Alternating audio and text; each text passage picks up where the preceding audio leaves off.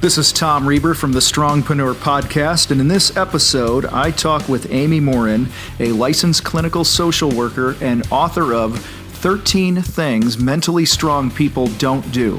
Take back your power, embrace change, face your fears, and train your brain for happiness and success. Amy and I talk about the 3 components of mental strength, how to spot when you're being a mental weakling, and the difference between mental strength and mental toughness. If you like what you hear in the show today, please subscribe or leave a review on iTunes. And without further ado, here's Strongpreneur Amy Morin. When my wife sent me the article that you had published in Forbes, and she sent me a link to your website a few weeks ago, I knew that I had to have you on the Strongpreneur Podcast because your article was entitled The 13 Things Mentally Strong People Don't Do. So I think it just made sense to invite you on. So I've been really looking forward to this over the last couple of weeks. So appreciate that. Before we dive in today and I pick your brain on some of this stuff, would you be willing to share a little bit about you and tell us who Amy is? Sure. I'm a licensed clinical social worker in the wonderful state of Maine, and I work as a therapist. That's one of my day jobs, and I also teach college psychology classes.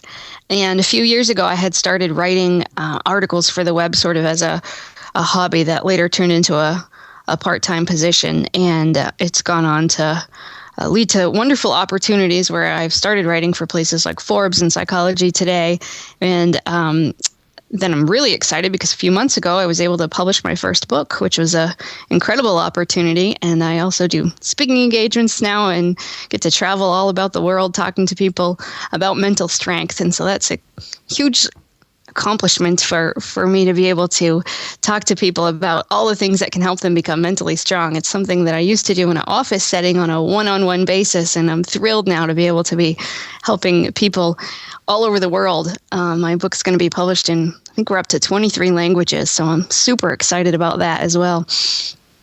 That is awesome. When did the book come out? It hit the shelves in the U.S. on December 23rd. So it's been out for just a couple of months. Just a couple months, and you're already over 20 languages. That's pretty sweet.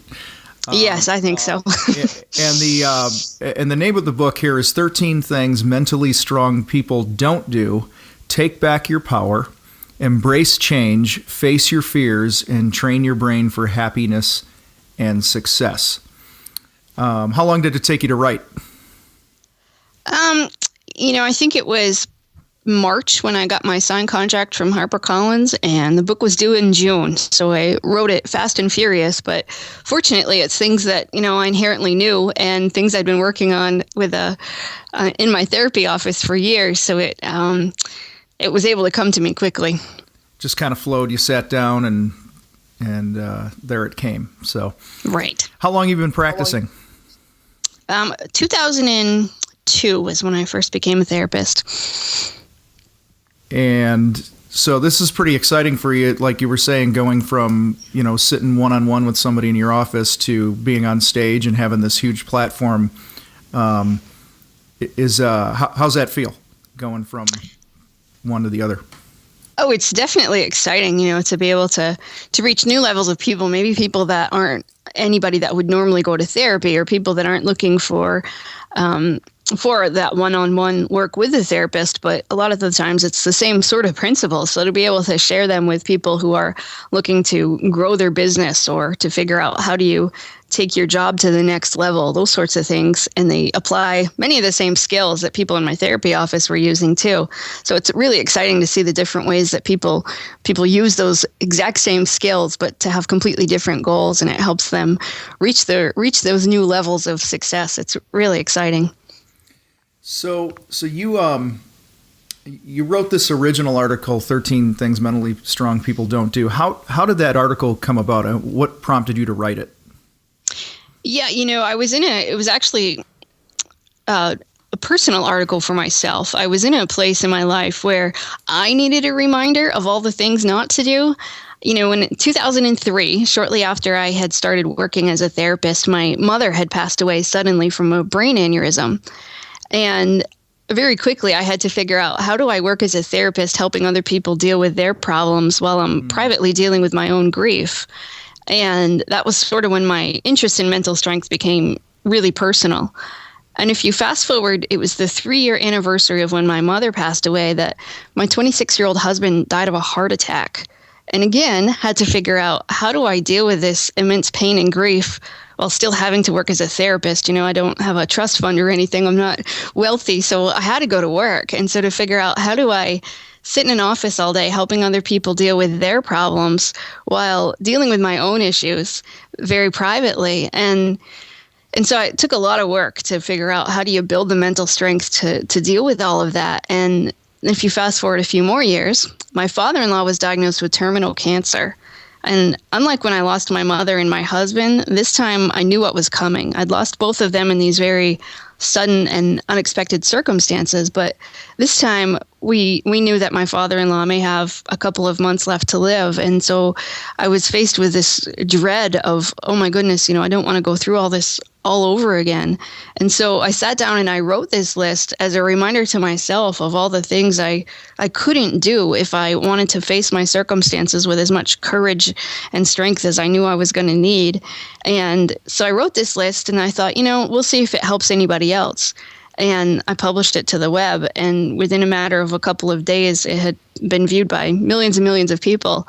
And then somebody from Forbes emailed me and said, Forbes is picking up your article as well. And within a couple of days on Forbes, it had reached millions of people and suddenly became one of their most read articles ever, which then led to all sorts of exciting opportunities. I was on Fox Business and Forbes did an on-camera interview and all sorts of things, but nobody knew that privately my grief was still unfolding. Nobody really knew the story of why I wrote it. They just assumed I had written it for the web. And so it was just a couple of days after my father-in-law passed away. I was on the news and people were, asking me all these questions about mental strength. And I really didn't come forward with my story at the time because my family needed to be able to deal with their grief privately. And so it wasn't until much later that really the whole story came out. But in the midst of all that as well, I had gotten a call from a literary agent who said, I think this really needs to be turned into a book. And so within a very short amount of time, we put together a book proposal, and we're fortunate enough to get multiple offers from different publishers, and we're able to partner with HarperCollins to turn that article into a book. That's like a total whirlwind within such a short amount of time. I mean, so from the time that your mom, you lost your mom, and then your husband died at the age of 26 of a heart attack, which is crazy right there. Right. And then your father-in-law getting cancer and going through that whole thing. How much time had gone by? It was about almost 10 years between when my mother passed away and when my father-in-law passed away. So there's this dark decade of tragedy, of things going on in your life. You're trying to hold it together as you're working and helping other people. What were some of the things going on inside your head when you were trying to help others but dealing with, the things in your own life? Yeah, it was really, to be able to go into the office every day to figure out, how do I set some of my own pain aside temporarily so that I can, be present with people. So I'm not, worried about what's going on in my life and stuck, because, I knew I wouldn't be effective as a therapist if I couldn't set some of those feelings aside, at least temporarily. But then when I got home at the end of the day, I knew I then needed to deal with all those emotions, because if I didn't, it was just going to delay my grief and cause lots more problems down the road. And, grief is really the process by which we heal, and you got to go through it even though it's painful. And so to figure out sort of the balance of how do I set those feelings aside by day so I can help other people, but then by night to be able to sort of immerse myself in the pain and allow myself to feel those emotions. And it was tricky at times to be able to do that, and then to still say, okay, and how do I, after my husband passed away, how do you build a new life, and how do I go about figuring out what are still my goals in life, and what things do I still want to pursue, but also what things do I not want to do, the goals that he and I had together that maybe weren't going to be my goals anymore. And to figure all that out was exhausting, and it felt like, every time in life when I just start to feel like, okay, I can do this, and I'm picking up the pieces and life is going forward and things are looking good, it just seemed like, the other shoe would drop and another thing happened, and I'd feel like, okay, I got to do this all over again.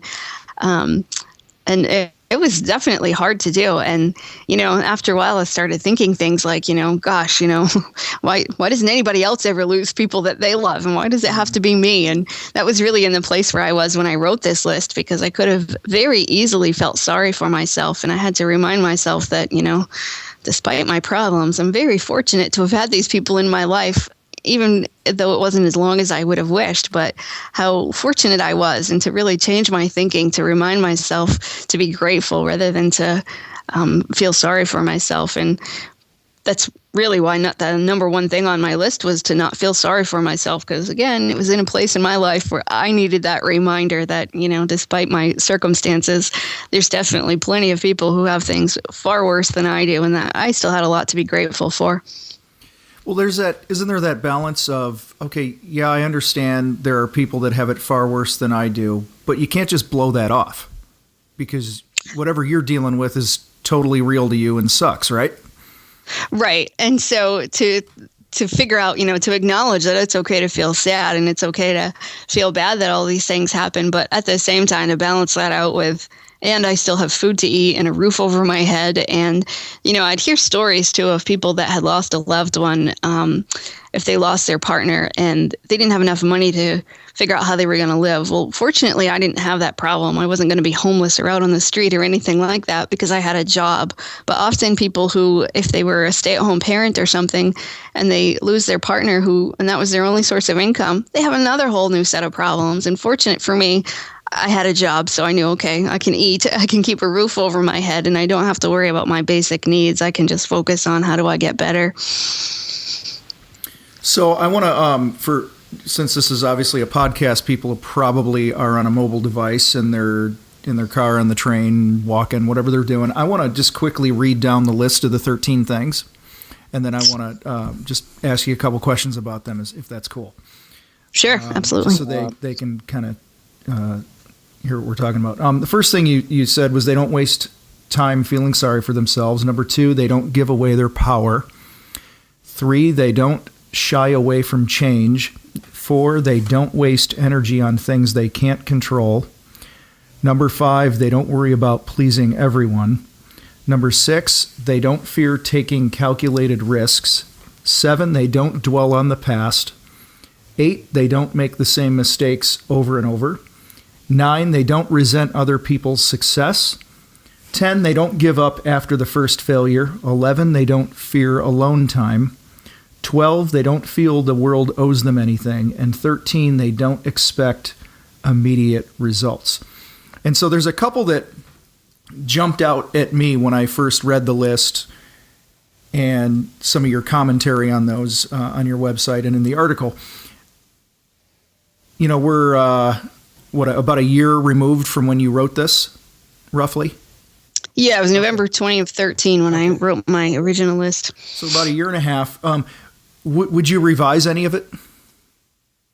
I don't think I would. I really have, as I was writing the book and everything, I still stuck with this list, and I thought, these are the thoughts, the behaviors, and the feelings that can hold us back. And even though I wrote my list, sort of in this moment of passion for myself, it was the things that I inherently knew that when clients would come in my office, the ones that got better the fastest didn't do these things.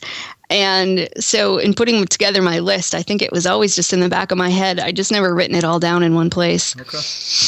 Now, out of these 13, do any of these stand out to you as way more common than other things?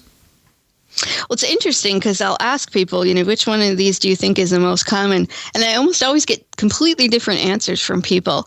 And so that's pretty fascinating to me that, some people will say, well, we don't learn from our mistakes. And somebody else will say, well, we all shy away from change. And so it's fascinating to me that I think we all have these notions of, well, if I do this, everybody else must do it too.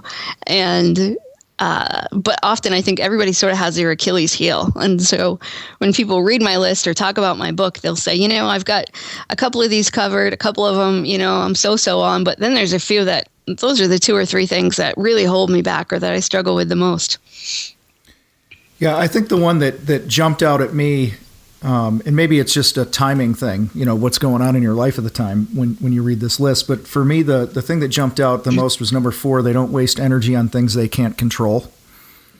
And I've been really mindful of that, it seems, over the last couple months where, I'm blown away by how much energy I'll give to something that I literally have no say over. And in fact, even, you and I, before we hit record today, I was telling you I came back in town a couple days ago. I was out of town and they lost our luggage. And I remember reading on your list, you made reference to, hey, if they lose your luggage, what are you going to do? And so it was funny because I was annoyed. I was tired. And then I quickly gathered myself, again, not like this was a tragedy, but it was like, I just gathered myself and said, you know what? It's luggage. It's in Texas and I'm in Illinois, and it'll get here when it gets here. And I moved on, and it was so anyway, that jumped out at me. And so let me ask you this, if you wouldn't mind, what would you mind sharing which of these 13 you struggle the most with?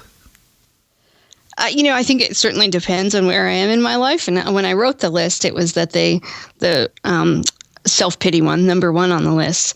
But, I think at other times it all sort of depends. And I think often I'll think, well, I've got that one under control. But if I had to pick the one that maybe I struggle with the most, probably, boy, that's a tough one. But sometimes calculated risk for me is tough. When it comes to really sitting down to think about taking a calculated risk, sometimes it's anxiety provoking. You start thinking about the pros and the cons, or you think, should I do this or shouldn't I?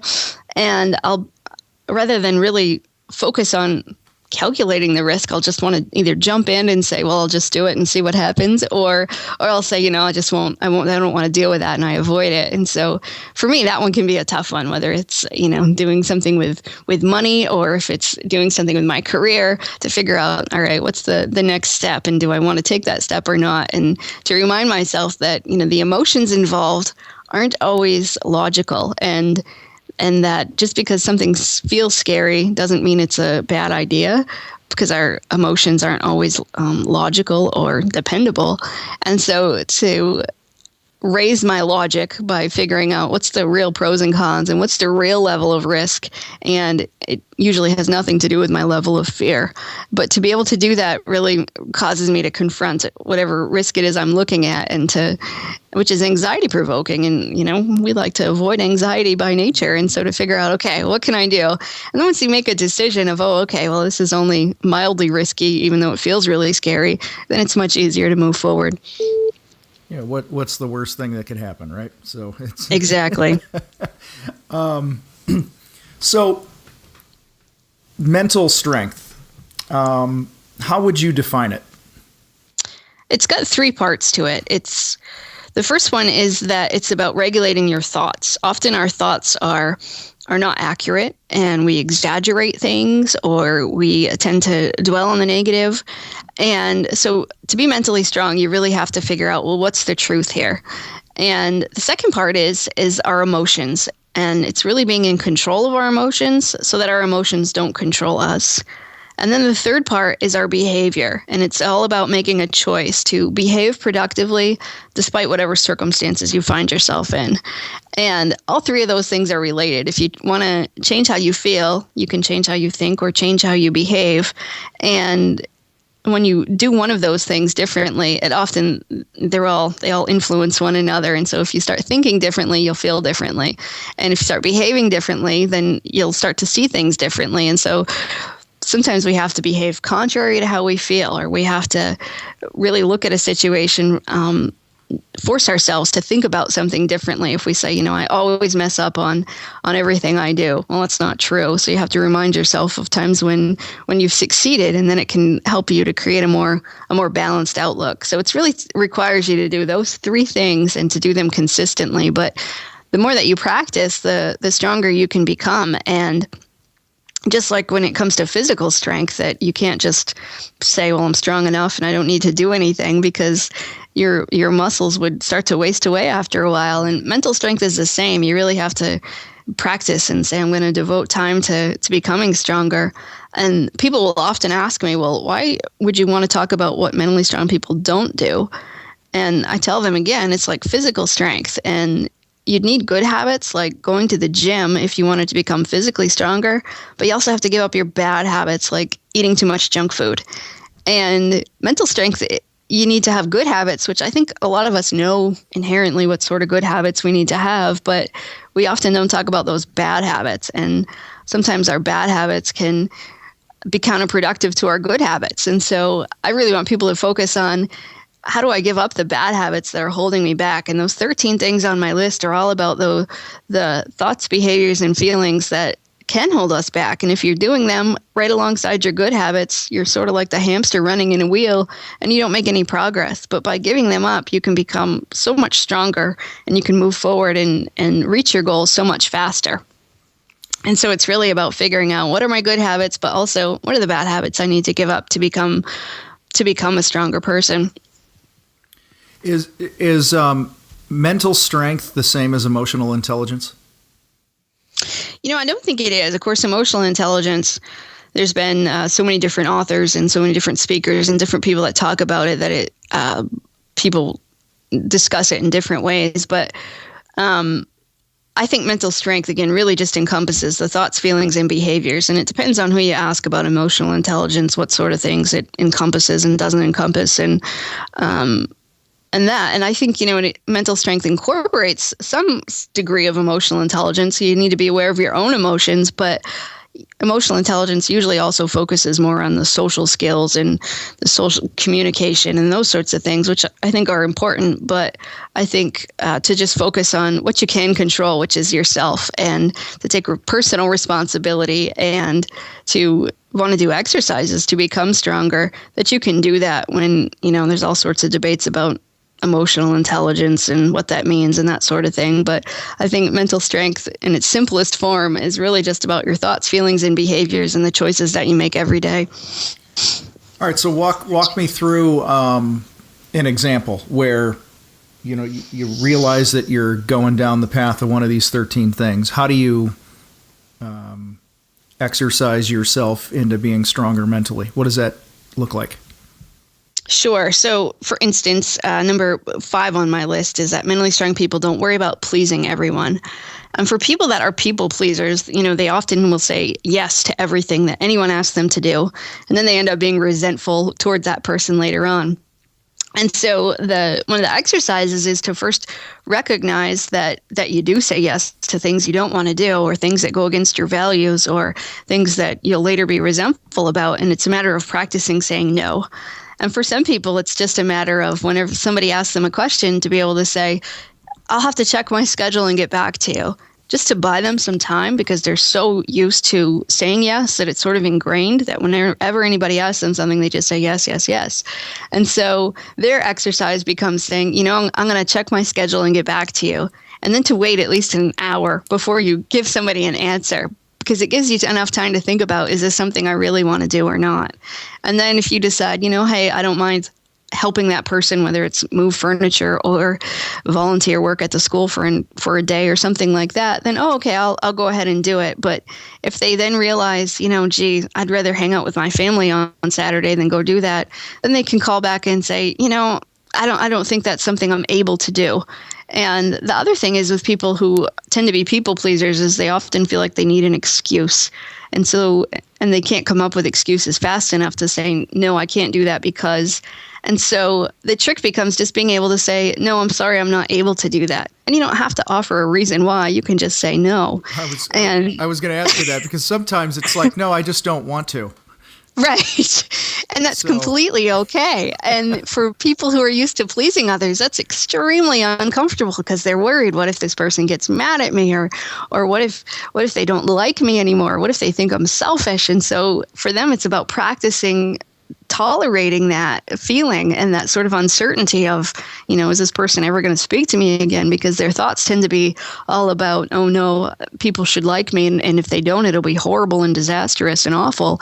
And so to practice saying no and to practice setting healthy limits and to remind yourself of all the things you'll gain in life by not trying to please people. And often that's one of the keys to contentment in life, because people who are people pleasers will do things that don't go along with their values. Not that they necessarily do anything incredibly unethical or immoral, but somebody might say, boy, I really value my family. But then they're off always doing favors for neighbors and cousins and whomever else, and they don't spend any time with their partner or their kids.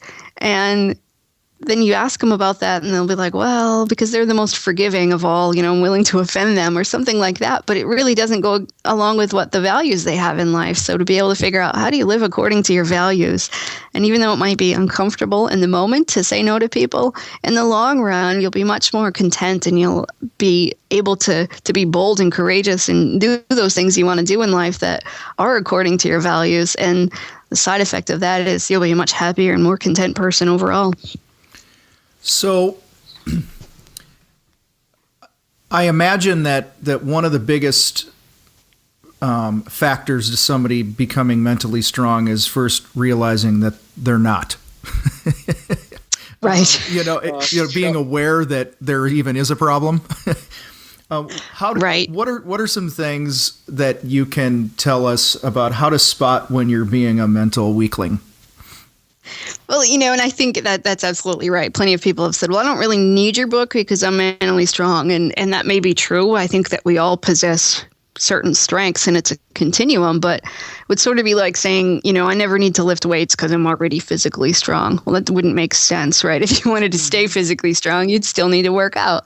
And so, and I think at different points in our lives, sort of things come easy. Like it's easy to be happy for other people around you who are successful when you're also successful. But if you lose your job or you take a major financial hit, it then becomes much more difficult to not resent other people's success. So if that's not something you've ever addressed in your life, that suddenly can become a major problem. And so I think for people to really take an honest look at their bad habits and say, well, what kinds of things might be holding me back? And I think everybody could think of examples of certain times when they've, say, shied away from change or when they've dwelled on the past, and sort of figure out, how do I stop letting those certain things bother me? But also, your life isn't going to stay the same whether you want it to change or not. It's going to change, and we're all going to face tragedy and problems and challenges in life. So what can you do to prepare for the very best that you can, so that when you encounter more problems in life, that you'll be ready? And it certainly requires a bit of humility to say, I can become better, but to be able to just acknowledge, I can be a better person. I can grow stronger. I can take steps to better myself, both personally and professionally. And I think just admitting that alone is a sure sign that you are somebody who wants to become even stronger than you are now. And I don't think that there's ever a top limit. I think about the time we think, oh, I'm strong enough.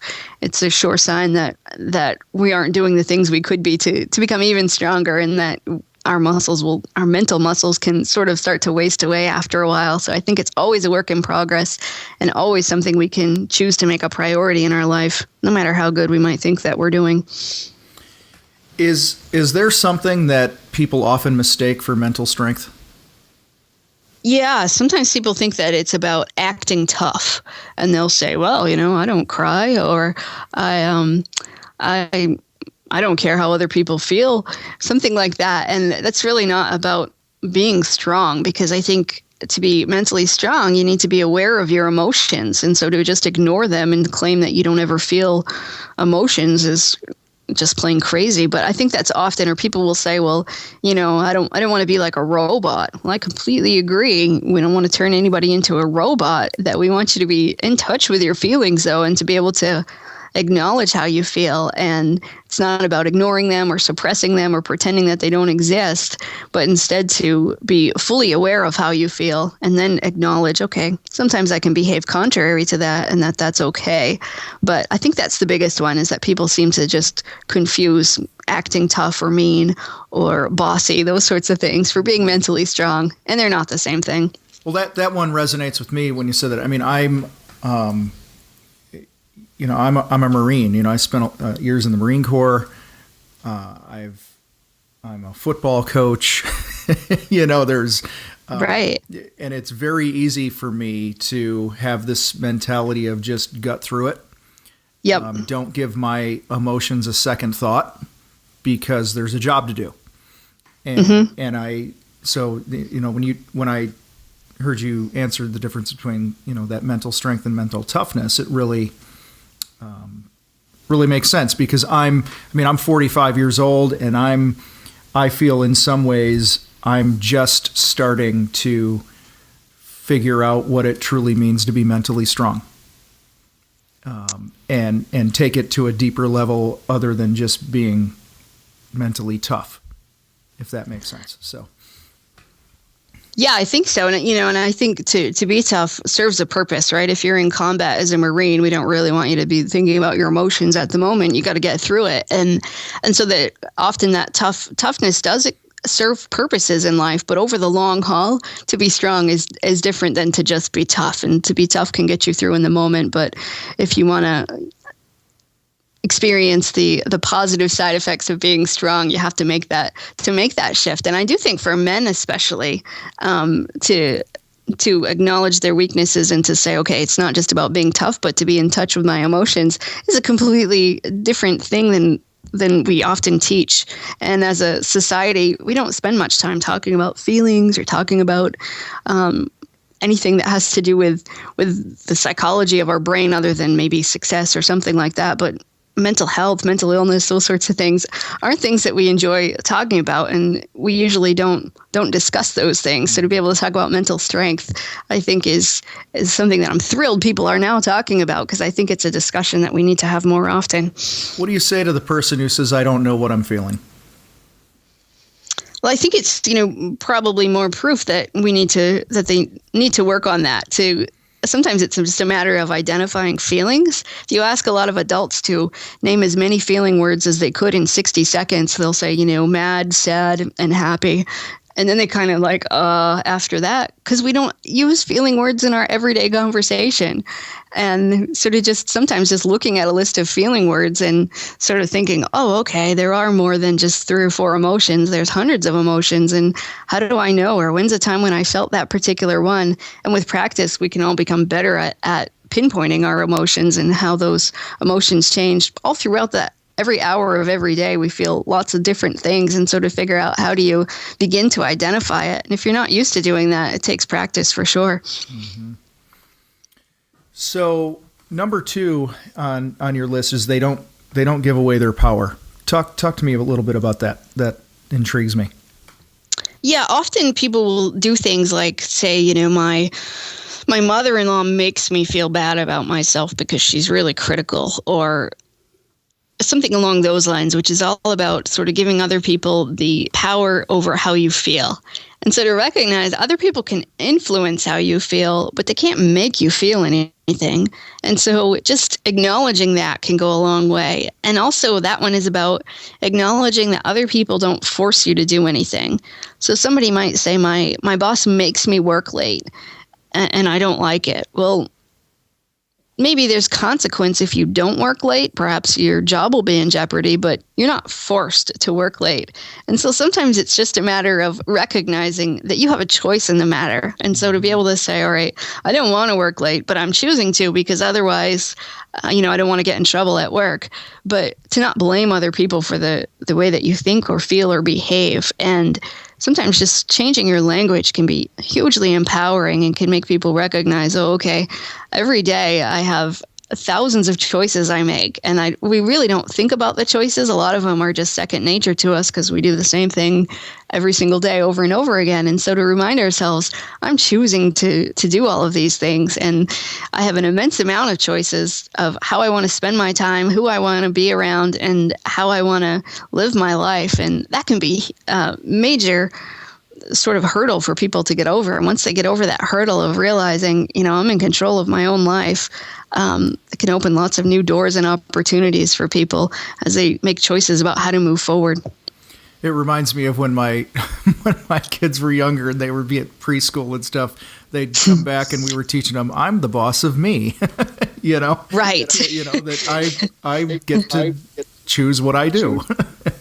Right. So, your brother didn't make you mad and make you hit him. You chose to do that. And so I think we do with little kids. We'll often do that. And then as we grow older, sometimes it message gets lost on ourselves. And we feel like, no, I have to do that. But, as an adult who lives in a free world, there's very few things in life that we have to do. Otherwise, it's just all the choices that we make. So you're writing for Forbes. You're kind of messing around in the business world now and entrepreneurship and things like that. Does anything on this list jump out at you that most often knocks the typical entrepreneur off track? Good question. I guess a couple of them do, but if I had to pick one, it would probably be the failure one, that mentally strong people don't give up after their first failure. And I think often I'll hear entrepreneurs say things like, well, that wasn't meant to be. I tried to open a business. It didn't work out. So perhaps, I'm not really a business-minded person, or perhaps that's not anything I was meant to do. And they'll go back to their 9-to-5 job and hate it because they had this one failed business attempt or because their business wasn't as successful as they'd wanted it to be.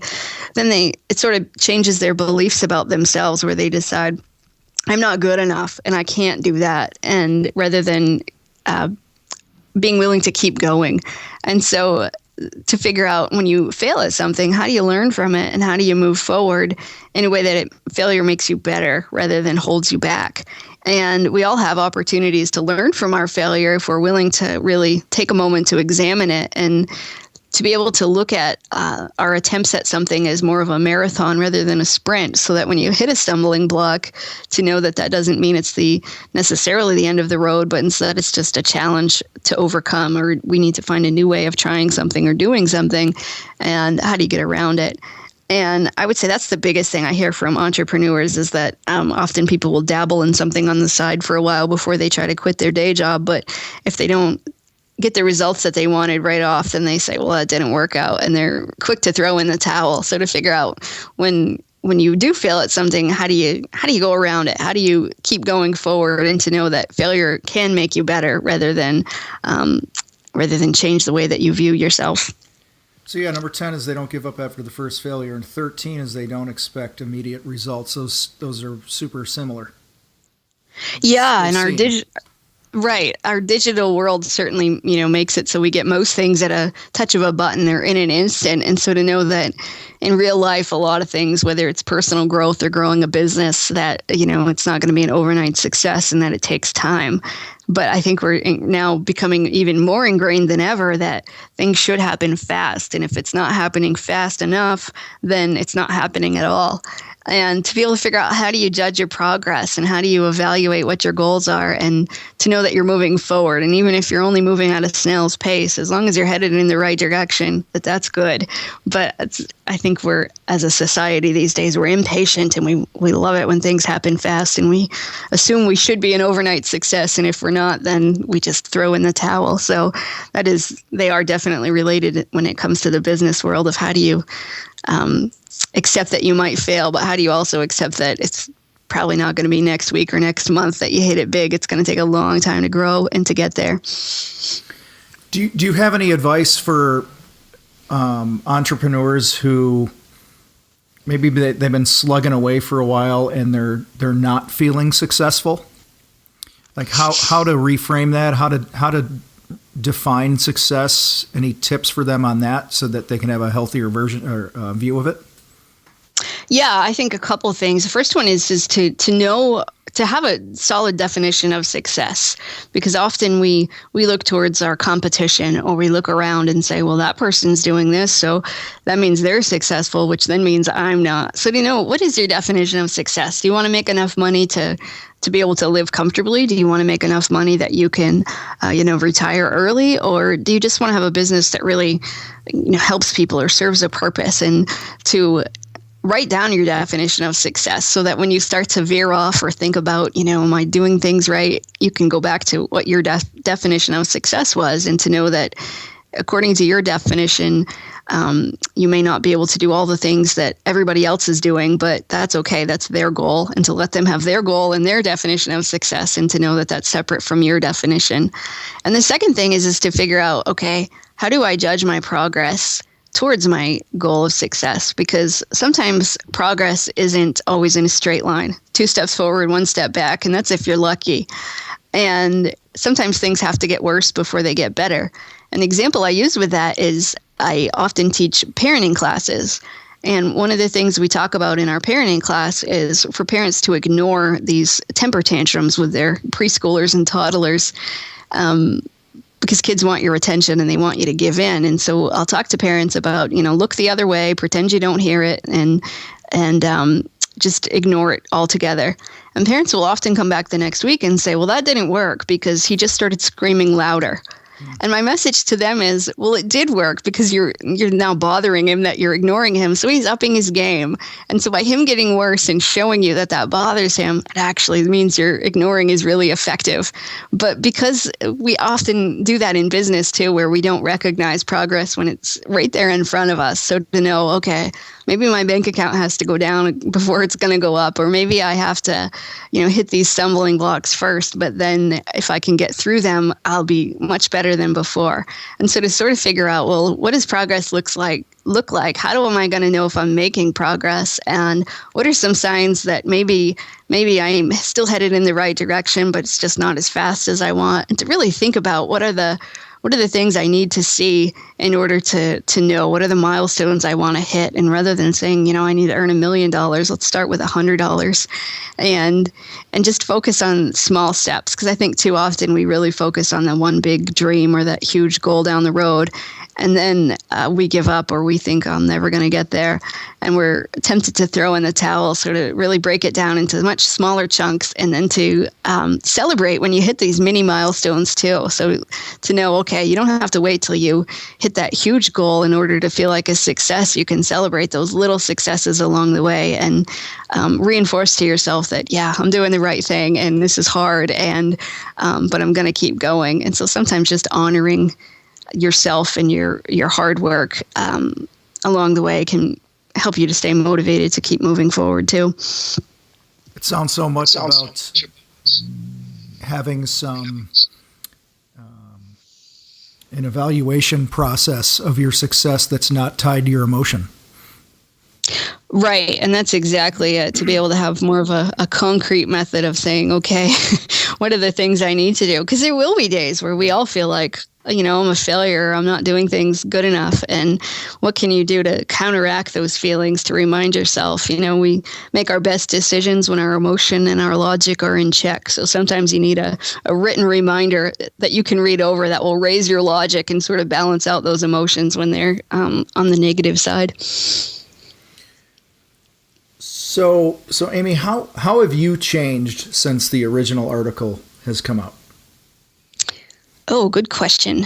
I think in a few ways I've changed. Obviously, I'm still the same me, but it certainly has given me, on a practical level, new platforms and new opportunities to go out and to try new things. And, as a therapist who worked in one-on-one in an office setting, to now be able to go out and talk to so many more people in these group settings and things is exciting. And it's certainly boosted my confidence in my ability to talk about mental strength, and that people are certainly interested in it, and that I can go out and, travel the world and talk to big companies and interesting organizations and that people are interested in it. So every time I'm able to do that, it certainly reinforces to me, okay, I'm on the right track and I'm making progress towards my goals to be able to spread this message. And then, also on a practical level, I've certainly cut back on my therapy practice because there just aren't enough hours in the day to be able to do all of these things plus work as a therapist. So it's changed my schedule.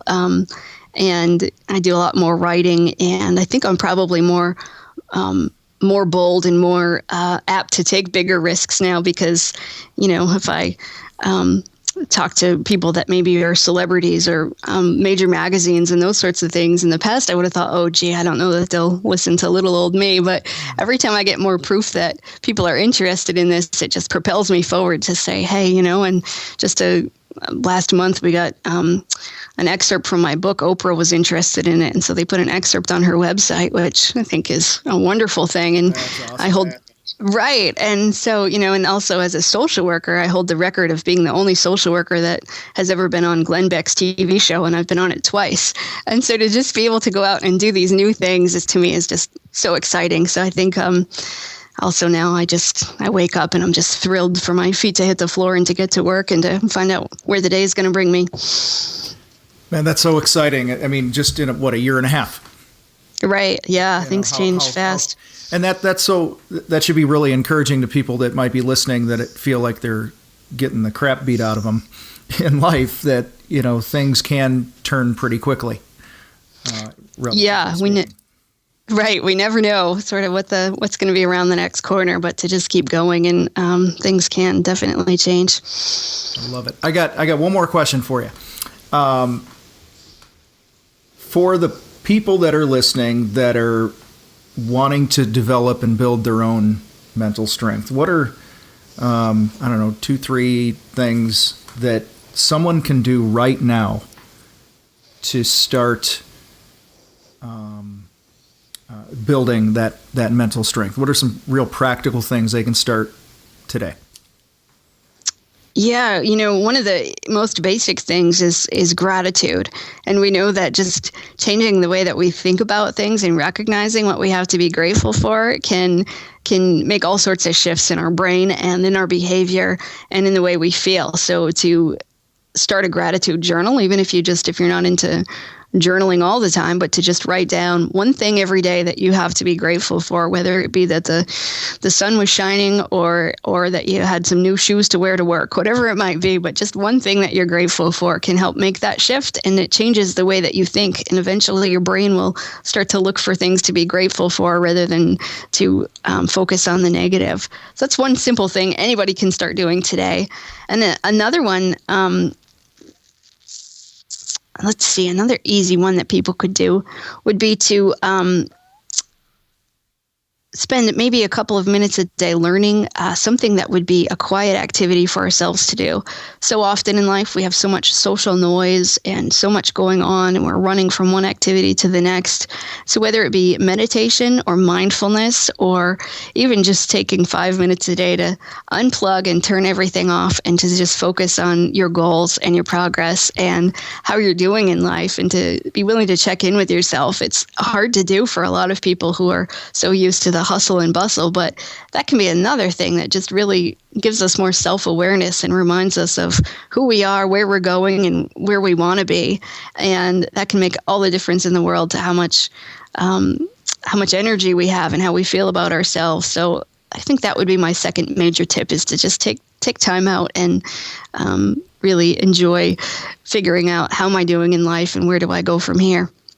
All right, I lied. I have one more question because you made Sure. me think of something.